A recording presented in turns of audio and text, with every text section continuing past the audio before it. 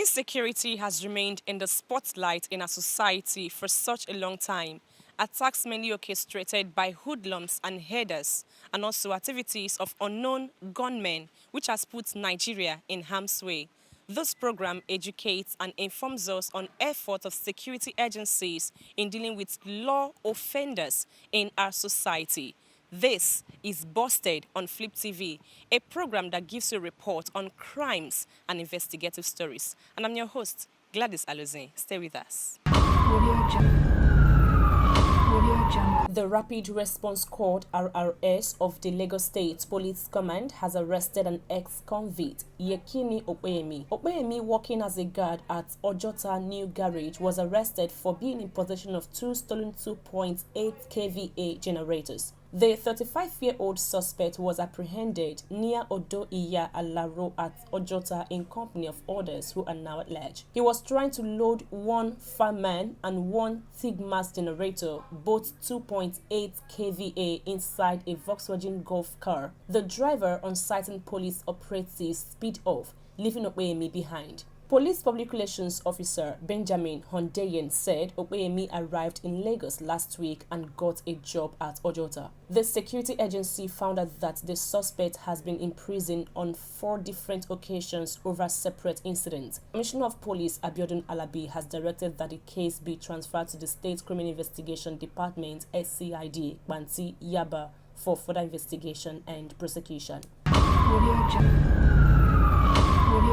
A high court sitting in Kano State has sentenced a 41-year-old woman, Mabel Isabo, to 1 year imprisonment for attempted trafficking of a teenage girl to Libya. The National Agency for the Prohibition of Trafficking in Persons, NAPTIP, disclosed this in a statement on Thursday, September 15, 2022. The statement read, a high court sitting in Kano State and presided over by Justice Jamilu Suleiman on 13 September 2022 sentenced Mabel Isabo, a 41-year-old female of Liberia Street, Edo State, in connivance with one Monica, now at large, to 1 year imprisonment without the option of a fine for attempting to procure the illegal entry of a 19-year-old female of Iyapuwa, Edo State, to go from Nigeria to Libya via Niger Republic, an offense contrary to Section 26, subsection 1 of the Trafficking in Persons, Prohibition Enforcement and Administration Act 2015.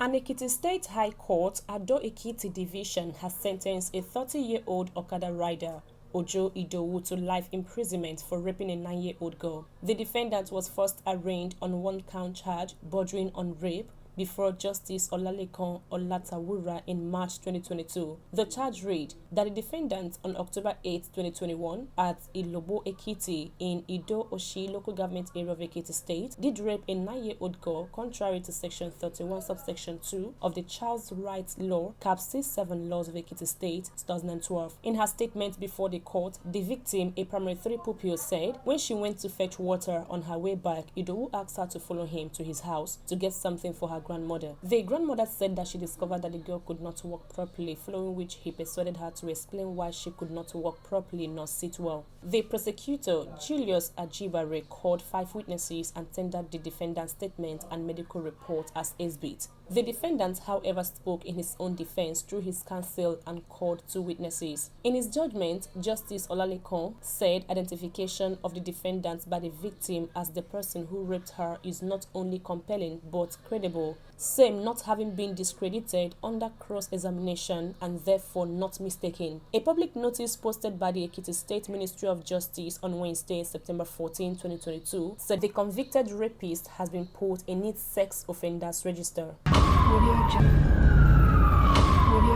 Men of the Nigerian Security and Civil Defense Corps (NSCDC) Kano State Command have arrested a 22-year-old Zaharuddin Mukhtar for allegedly vandalizing and stealing aluminium sliding window burglar shield from the Dawakin Tofa Central Mosque in the state. DSC Ibrahim Idris Abdullahi, Command Public Relations Officer, disclosed this in a statement on September 14. He said Mukhtar, a resident of Kashimu village in Dawakin Tofa local government area, was apprehended with the stolen items concealed in a large sack and being conveyed to the market.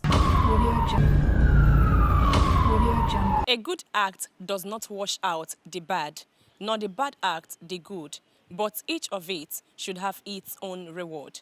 This is all we have for you on Busted for this week. Till I come your way next time, I remain your host, Gladys Alozie. Do what to follow us on all our social media platforms, on Facebook and also on Instagram. Thanks for watching.